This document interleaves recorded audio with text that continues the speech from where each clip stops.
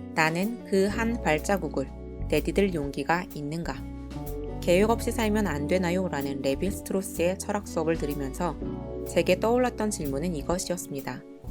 저는 자꾸 머리를 굴리며 계획을 세우고 이렇게 저렇게 되어야 한다고 되새기곤 합니다. 글로 쓰지 않았을 뿐이지 머릿속에는 정말 수많은 생각들이 흘러가곤 하죠. 대학 3학년 여름방학 때 이렇게 아무런 계획 없이 살면 안 되겠다 싶어 몇 주간을 내내 고민하여 저 나름대로의 20년 플랜을 세워본 적이 있었습니다. 뭘 하고 싶어 하는지, 뭐가 되고 싶은지 고민하고 그것을 이루기 위해선 어떻게 해야 하는지, 전공 과목으론 뭘 듣고 어떤 자격증을 따고 어디에서 실습을 하고 어떤 대학원을 가서 또 어떻게 커리어를 밟을지, 그 다음엔 쭉쭉쭉 나름 인터넷 서칭도 많이 하고 책도 찾아 참고하고 다른 사람들에게 들려주어 피드백을 요청하기도 했었습니다. 그러다 마지막 학기 졸업 영어 시험에 발목 잡혔습니다. 이미 합격 점수를 훌쩍 넘겨버린 자격증 시험도 마지막 졸업했다는 서류를 제출 못해 불합격이 되고 대학원도 졸업 예정자 신분으로 시험을 치고 면접을 봤지만 졸업을 못해 최종 탈락했습니다. 설마 그깟 영어 점수 하나 안 나와 졸업을 못하나 싶었는데 진짜 못하더라고요. 줄줄이 탈락하고 부모님 집으로 돌아와 방 안에만 틀어박혀 살았었습니다. 제가 꿈꾸던 장밋빛 미래는 저 멀리 사라져 버린 듯 했고 제 인생은 어그러진 듯 보였습니다. 계획 세웠던 것들은 무용지물 되고 루저가 되어 고향으로 돌아왔습니다.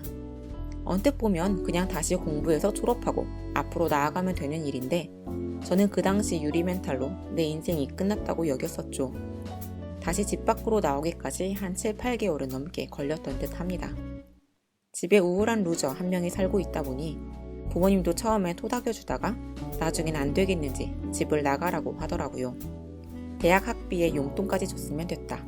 더 이상의 지원은 끊겠다 하셨고 전 아무것도 없는 채로 서울의 아는 언니 반지하 월세방에 얹혀 살았습니다.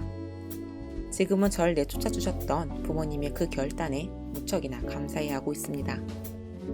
한 3, 4년을 닥치는 대로 살았던 것 같습니다.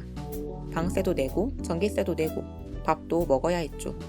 이런저런 알바들을 전전했고 무언가 다른 돌파구를 찾고자 책도 읽고 고민도 많이 했던 시간이었습니다.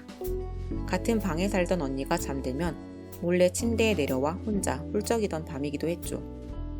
그러면서 내가 뭘 좋아하고 뭘 할 때 가장 좋아하는지를 고민했고 수학이 떠올랐었습니다. 수학을 풀고 가르쳐줄 때 저는 가장 즐거웠습니다. 전공으로 배웠던 것들은 이미 다 잊었고 그때 나름 고민 끝에 세웠던 그 20년 계획도 어느새 사라지고 없더군요. 소름이 돋았습니다. 겨우 몇 년 지났을 뿐인데 이렇게 잊혀진 계획을 세우고 따라가려 했구나 싶어 말입니다. 그때를 다시 돌아보면 영혼에 울림 있는 길을 가려 한다기보다는 불안함에 꿈을 설정하고 계획을 세웠다는 것을 알게 됩니다. 보다 안정감이 있는 확실함을 원했고 마인드에서 계획한 예측 가능한 미래를 원했습니다. 불안해서요. 지금 제가 이렇게 살고 있을지 그때에는 전혀 생각하지 못했습니다. 저는 그 암흑의 시간들의 고마움을 표하곤 합니다. 내 삶이 어찌 될지, 어디서 먹고 살아야 할지, 어디 한 군데 편히 울 수 있는 공간이 없어 달리는 자전거 위에 앉아 울었던 그 순간들이 제겐 불확실함의 공간이었고 그러하기에 가능성의 공간이 되었죠. 그런데 저는 정말 망각을 잘하나 봅니다. 이젠 좀 먹고 살만해지니 다시 한번 그 좁은 울타리에 저를 꾸겨넣고 있습니다. 또다시 마련된 이 안전한 울타리 안에서 저는 다시 한번 계획을 세우고 있고 예측 가능한 미래를 원하며 제가 원하는 대로 되길 바라고 있습니다. 이미 익숙해지고 밝아 보이는 이 작은 공간을 벗어날 용기가 없습니다. 삶의 우발성과 우연성을 기꺼이 맞아들일 용기가 없어요.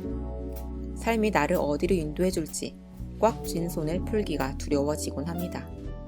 저는 다시 한번 기로에 서 있는 기분입니다. 이 울타리 너머로 한 발자국을 내딛기를, 그러한 용기를 내기를, 그리고 삶을 사랑하고 신뢰하기를.